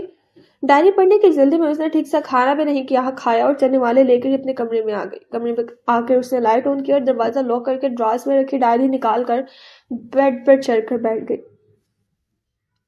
ملیحہ لائبریری میں بیٹھی کتاب کے مطالعے میں غرق تھی کہ اسے اپنے چہرے پر کسی کی نگاہوں کی تپش محسوس ہوئی۔ اس نے سر اٹھا کر دیکھا مگر کوئی بھی متوجہ نظر نہیں آیا تو سر جھٹک کر واپس کتاب پر نظر جما دی، مگر کسی کی نظروں کا احساس بدستور تھا۔ وہ چڑ گئی۔ آج تیسرا دن تھا کہ وہ کتاب لے کر بیٹھتی اور کسی کی نظروں کی شدت اسے بے چین کرنے لگتی۔ 2 دن تک وہ اپنا وہم سمجھ کر نظر انداز کرتی رہی، مگر آج سچ مچ اسے غصہ آ گیا تھا۔ اس نے کتاب بند کی اور اپنے اطراف کا جائزہ لینا شروع کیا۔ اس کے بالکل سامنے ایک انکل اخبار پڑھ رہے تھے، مگر ان کی سفید داڑھی کا احترام کرتے ہوئے اس نے اپنے دائیں جانب چہرہ موڑ کر دیکھا۔ وہاں یونیورسٹی کے کچھ اسٹوڈنٹس بیٹھے کمبائن اسٹڈی کر رہے تھے۔ وہ گروپ کے لڑکوں کو مشکوک نگاہوں سے دیکھنے لگے، مگر کسی نے بھی اس کی طرف نہیں دیکھا تو اس نے دوسری طرف دیکھا۔ وہ کوئی لڑکی تھی اور ظاہر ہے یہ حرکت وہ تو نہیں کرے گی۔ ہال میں کچھ اور لوگ بھی تھے، مگر ملیحہ نے کسی کو بھی اپنی طرف دیکھتے ہوئے نہیں دیکھا۔ کیا مصیبت ہے؟ اسے سخت بیزاری ہوئی۔ 2 دن سے یہی ہو رہا تھا، بیٹھے بیٹھائے محسوس ہونے لگتا ہے کہ کوئی اسے بہت توجہ سے دیکھ رہا ہے، مگر ڈھونڈنے پر کوئی نظر نہیں آتا اور وہ غصے میں کھولتی گھر آ جاتی۔ اپنی طرف سے تو اس نے اس مسئلے کا یہ حل نکالا تھا کہ آج صبح کے بجائے شام کو آئی تھی اور اپنی مخصوص جگہ سے ہٹ کر بیٹھی تھی، مگر سامنے والا بھی کافی مستقل مزاج تھا۔ گھر کی تنہائی سے گھبرا کر وہ یہاں آتی تھی، پر اب لگ رہا تھا کہ اس نادیرہ مہربان کی وجہ سے ایک لوتی سرگرمی بھی ترک کرنی پڑے گی۔ وہ اٹھی اور کتاب گھر جا کر پڑھنے کے خیال سے ایشو کرواتی باہر آ گئی۔ ایکسکیوز می مس۔ وہ پتھر کی چوڑی سیڑھیاں اتر رہی تھی جب کوئی اس کے پیچھے سے بولا تھا۔ وہ رک کر پلٹی تو دیکھا سانولے رنگ کا ایک لڑکا بلیک پینٹ شرٹ پہنے اس کی طرف آ رہا تھا۔ جی؟ وہ قریب آ گیا تو ملیحہ نے کہا، اور اس جی کے جواب میں اس نے جو کہا اسے سن کر ملیحہ کا جی چاہا کہ اس کا سر پھاڑ دے۔ بے فکری سے ماتھے پر آئے کالے بادلوں کو ایک ہاتھ سے ہٹاتے ہوئے وہ بڑے عام سے انداز میں بولا تھا، آپ مجھ سے شادی کریں گی؟ ملیحہ کو پہلے تو لگا اسے سننے میں غلطی ہوئی ہے، پھر سے گھور کر دیکھتے ہوئے کچھ کہنا چاہا، مگر پھر اپنا ارادہ ترک کر کے وہ پلٹی اور سیڑھیاں اترنے لگی۔ وہ بھی ساتھ ہو لیا۔ دیکھیں، نہ تو میں آپ سے مذاق کر رہا ہوں، نہ میرا ارادہ فلرٹ کرنے کا ہے، میں پوری سنجیدگی سے آپ کو پرپوز کر رہا ہوں۔ ہو سکتا ہے آپ کو یہ سب عجیب لگ رہا ہو، مگر میں ریکویسٹ کرتا ہوں کہ پلیز سوچ کر جواب دیجیے گا۔ مجھے جواب جاننے کی کوئی جلدی نہیں، آپ چاہیں تو کل جواب دیں، پرسوں دیں، 1 ہفتے بعد، 1 سال بعد، 10 سال بعد، یا چاہے قیامت کے دن، میں یہی لائبریری میں آپ کے جواب کا انتظار کروں گا۔ ملیحہ نے پہلے تو اپنے قدموں کی رفتار تیز کی، پھر کانوں پر ہاتھ رکھ لیے اور آخر میں اس نے دوڑ لگا دی۔ دوڑتے ہوئے ایسے احساس ہوا کہ اس کی آواز آنی بند ہو گئی ہے تو اس نے رک کر ڈرتے ڈرتے پلٹ کر دیکھا، دور تک سڑک سنسان تھی۔ اسے اطمینان ہوا، بھاگتے ہوئے سانس پھول گیا تھا۔ وہ وہیں سڑک کے کنارے فٹ پاتھ پر بیٹھ کر سانس درست کرنے لگی۔ بدتمیز، کمینہ، لوفر کہیں کا، کہتا ہے شادی کرے گا، ایسا ماروں گی کہ شادی بربادی سب بھول جائے گا۔ ایڈیٹ، جواب لینے آئے گا، بد تہذیب انسان، آئے گا تو آتا رہے، میں تو اب مر کر بھی ادھر کا رخ نہ کروں۔ وہ فٹ پاتھ پر بیٹھی اونچی آواز میں سے صلواتیں سنا رہی تھی۔ وہ تو شکر تھا سڑک بالکل خالی تھی، ورنہ اگر کوئی اسے اس حال میں دیکھ لیتا تو ہاتھ پکڑ کر پاگل خانے چھوڑاتا۔ پاگل ہوں نا میں، کوئی بھی راہ چلتا شادی کے آفر کرے گا اور میں چل پڑوں گی۔ بڑبڑاتے ہوئے وہ اٹھی۔ اب جو اپنے اطراف غور کیا تو جی چاہا سر پیٹ لے۔ یہ جگہ اس کی جانی پہچانی تو تھی مگر اس کے گھر سے کافی دور تھی۔ بنا دیکھے سر پٹ دھوتے ہوئے وہ اپنا گھر جانے والی سڑک کے بجائے دوسری طرف نکل آئی تھی، اس خیال سے کہ وہ کہیں راستے میں نہ مل جائے۔ واپس پلٹنے کے بجائے اس نے آگے جا کر مین روڈ سے گھر جانے کا سوچا اور آگے بڑھی۔ پھر ایک دم ہی غصے میں پلٹ کر جہاں سے آئی تھی اس طرف منہ کر کے زور سے بولی، الو کا پٹھا، بابا کو بتا دوں نا تو کل اسی گلی سے تمہارا جنازہ نکل رہا ہوگا۔ فوجی کا ہاتھ پڑا تو دماغ ٹھکانے پر آ جائے گا۔ وہ یوں بول رہی تھی جیسے وہ کھڑا سن رہا ہو۔ وہ سارے راستے بکتے جھکتے گھر پہنچی تو اسے فاروق کی لان میں ہی مل گئی۔ وہ تو سیدھی اندر جانے والی تھی پر انہیں اپنی طرف آتا دیکھ کر ان کی طرف بڑھی۔ السلام علیکم بابا جان۔ وعلیکم السلام۔ آج تم نے کچھ زیادہ ہی دیر کر دی۔ ان کی بات پر اس نے بے ساختہ کلائی پر بنی گھڑی کی طرف دیکھا۔ وہ عام طور سے 2-2.5 گھنٹے میں واپس آ جاتی تھی مگر آج اس کی واپسی 3 گھنٹے بعد ہوئی تھی۔ ایک تو پہلے اس نے خوب دماغ خراب کیا، پھر غصے میں اتنا خیال بھی نہیں آیا کہ رکشہ یا ٹیکسی ہی کر لیتی، اسے کوستے پیدل ہی چلی آئی۔ ایک پاگل جو مل گیا تھا، پھر دیر کیسے نہ ہوتی۔ وہ آہستہ بولی، کیا کہہ رہی ہو؟ اس کے ہونٹ ہلتے دیکھ کر انہوں نے پوچھا۔ کچھ نہیں، آپ میرا انتظار کر رہے تھے تو کچھ کام تھا؟ ہاں، مجھے پوچھنا تھا تم نے نور الہدا کا کمرہ تو ٹھیک سے سیٹ کر لیا ہے؟ کتنی بار پوچھیں گے، اس نے دل میں کہا، پھر ان کی تشریح کرنے کے خیال سے بولی، آپ بے فکر رہیں بابا جان، میں نے ان کے کمرے کی ہر چیز خود اپنے ہاتھوں سے سیٹ کی ہے۔ پھر ان کے پاس سے ہٹ کر وہ کچن کے سامنے سے گزرتی پچھلی طرف کے ہال میں آ گئی۔ ہال کی سیڑھیاں ایک ایک کر کے چڑھتی وہ اپنے کمرے میں آئی۔ یہ کمرہ بہت کھلا اور کافی بڑا تھا اور آرائشی لڑیوں کی مدد سے کمرے کو 2 حصوں میں تقسیم کیا گیا تھا۔ ایک طرف کا حصہ بیڈ روم تھا جس میں وارڈروب بھی ساتھ ہی جوڑا گیا تھا۔ وارڈروب کے ایک طرف اٹیچ باتھ روم تھا۔ بیڈ کی پائنٹی کی طرف تھوڑا ہٹ کر صوفہ سیٹ رکھا تھا جس کے درمیان میں درمیانے سائز کا ٹیبل بھی موجود تھا۔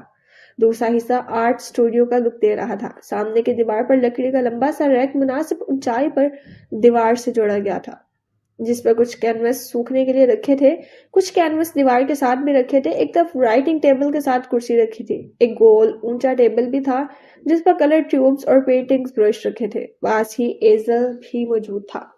کمرے میں بالکنی بھی تھی جس کی چھت سے ملیحہ نے ڈھیر سارے ونڈ چائمر لٹکا رکھے تھے۔ بالکنی میں موجود جھولے سے بھی اس نے چھوٹی چھوٹی گھنٹیاں باندھ رکھی تھی۔ ملیحہ کو ان ملی جلی آوازوں کا مدھم سریلا شور بہت پسند تھا۔ اکثر چاندنی راتوں میں وہ جھولے میں لیٹی ان آوازوں کو سنتی رہتی۔ یہ کمرہ کشادہ تو تھا، اس کی ایک اور خصوصیت یہ تھی کہ یہ باقی گھر سے منسلک ہوتے ہوئے بھی کافی الگ تھا اور اسی وجہ سے ملیحہ نے اسے اپنے لیے منتخب کیا تھا کہ وہ یہاں یکسوئی سے اپنا کام کر سکتی تھی۔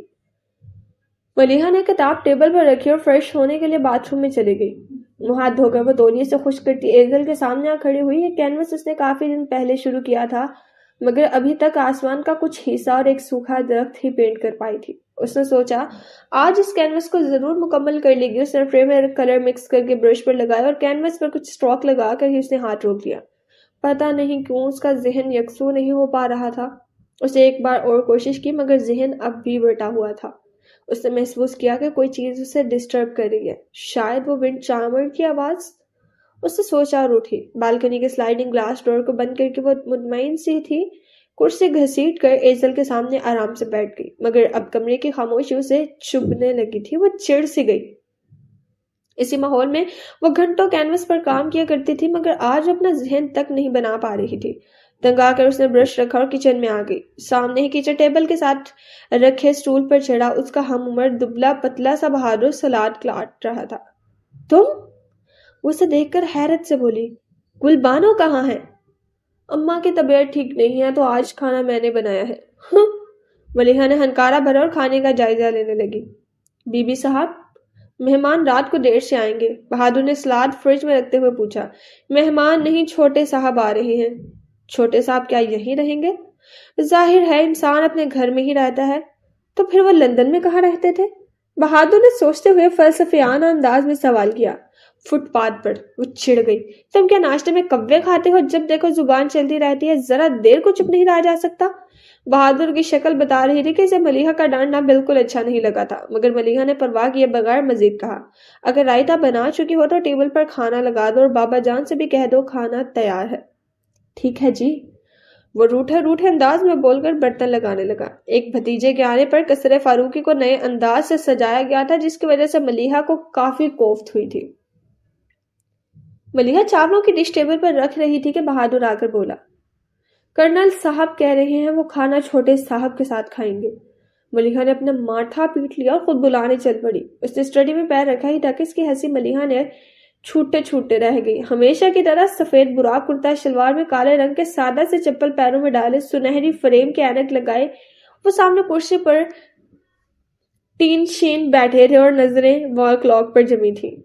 وہ ڈالے آگے بڑھی اور چلتے ہوئے ان کے پاس فرش پر بیٹھ کر اپنا ہاتھ ان کے گھٹنے پر رکھا۔ یہ اس کی بچپن کی عادت تھی، اسے جب بھی بابا جان کو متوجہ کرنا ہوتا تو مخاطب کرنے کی بجائے ان کی طرف دیکھنے لگتی۔ اصغر فاروقی نے کلاک سے نظر ہٹا کر اسے دیکھا۔ کھانا کھا لیں بابا جان؟ آج تو کھانا نور الہدا کے ساتھ ہی کھاؤں گا، تم جا کر کھا لو۔ بابا جان ان کی فلائٹ 11 بجے لینڈ کرے گی اور گھر آنے تک 1:30 بج جائیں گے۔ اتنی رات کو آنے کے بعد وہ صبح کے ناشتے سے پہلے کچھ نہیں کھائیں گے۔ مجھے کھانا نہیں کھانا۔ انہیں ملیحہ کی بات صحیح لگی تھی، پھر بھی کھانے کے لیے نہیں مانے تو ملیحہ نے پھر اصرار کیا، تھوڑا سا کھا لیں، آپ جانتے ہیں مجھے اکیلے کھانا پسند نہیں۔ کھانا کھانے کے لیے بھوک کا لگنا ضروری ہے، کسی کے ساتھ ہونا نہیں۔ تمہیں بھوک لگ رہی ہے تو جا کر کھا لو، انہوں نے نرمی سے مگر قطعی لہجے میں کہا۔ اسے برا لگا تو مزید کچھ نہیں کہا۔ وہ اٹھ کر ڈائننگ روم میں آ گئی۔ بہادر، اس کی آواز پر بہادر بوتل کے جن کی طرح حاضر ہو گیا۔ کھانا اٹھا دو۔ وہ اپنے کمرے سے جا کر لائبریری سے ایشو کروائی کتاب اٹھائے لاؤنج میں بیٹھی۔ 11 بجنے میں 1 گھنٹہ باقی تھا کہ بابا جان اسٹڈی سے نکل کر لاؤنج میں آئے، پھر اسے دیکھ کر بولے، ملیحہ۔ جی بابا جان؟ وہ کتاب بند کرتے ہوئے بولی، میں ایئرپورٹ کے لیے نکل رہا ہوں، پھر سوچا ایک نظر نور الہدا کا کمرہ دیکھ لوں۔ آئیے بابا جان۔ وہ ان کا اشارہ سمجھ کر فوراً کھڑی ہو گئی۔ ملیحہ سے آگے سیڑھیاں چڑھتے ہوئے وہ ایک دم ہی پلٹ کر بولے، تم نیچے کا کوئی کمرہ ٹھیک کروا لیتی، اب وہ اتنی رات کا تھکا ہوا سیڑھیاں چڑھ کر اپنے کمرے میں جائے گا؟ ملیحہ چاہتے ہوئے بھی نہ کہہ سکی کہ آپ نہیں کہا تھا کہ نور الہدا کے لیے اوپر والا کمرہ ٹھیک کروانا؟ اسے گراؤنڈ فلور پر رہنا پسند نہیں۔ اچھی بات یہ ہوئی کہ کمرے میں جا کر انہیں مین میخ نکالنے کا موقع نہیں ملا۔ ملیحہ نے بڑے دھیان سے کمرہ سیٹ کیا تھا اور ضرورت کی ہر چیز وہاں پہنچائی تھی۔ وہاں سے باہر نکلے تو سارے ملازموں کو لائن میں کھڑا کر کے ہدایتیں دینا شروع کی، جب تک میں نور الہدا کو لے کر ایئرپورٹ سے آ نہیں جاتا تم میں سے کوئی سرونٹ کوارٹرز کی طرف پھینکے گا بھی نہیں۔ بہادر اور نذیر، تم دونوں فوراً گاڑی رکتے ہی نور الہدا کا سامان نکال کر اس کے کمرے میں پہنچا دینا، اور گلاب خان، وہ چوکیدار کی طرف مڑے، پہلے ہارن پر ہی گیٹ کھل جانا چاہیے، اگر دیر لگی تو یاد رکھنا میری رائفل کو ابھی زنگ نہیں لگا، اور یہ ڈرائیور کدھر رہ گیا ہے؟ دیکھو ذرا اس نے گاڑی تیار کی ہے یا نہیں۔ ایک ملازم بھاگا باہر کی طرف گیا یا پھر بھاگتے ہوئے ہی واپس آیا۔ جیپ تیار ہے کرنل صاحب۔ کوئی مجھے ایک گلاس پانی کے ساتھ سر درد کی ٹیبلٹ دے گا؟ صوفے پر ڈھیر ہوتے ہوئے ملیحہ نے صدا لگائی۔ اسے اتنی دیر تک جاگنے کی عادت نہیں تھی، مگر آج تو جاگنا مجبوری تھا۔ کچھ دیر بعد ہی ملازم نے پانی کا گلاس کے ساتھ ٹیبلٹ لا کر اسے پکڑا دی۔ ٹیبلٹ لے کر ملیحہ نے کتاب پھر سے کھولی۔ 1 بجتے ہی ملیحہ کی نظر وال کلاک سے جیسے چپک گئی تھی۔ اس کا خیال تھا کہ 1:30 بجے تک تو ہر حال میں وہ لوگ جائیں گے، مگر 2 بجے، پھر 2:30، پھر 2:45 اور تنگ آ کر 3 بجے ملیحہ نے ایئرپورٹ انکوائری کا نمبر ملا دیا۔ پتہ چلا فلائٹ 3 گھنٹے لیٹ تھی، اور یہ تو سوچنا بھی بیکار ہے کہ بابا جان مجھے فون کر کے اطلاع دیتے۔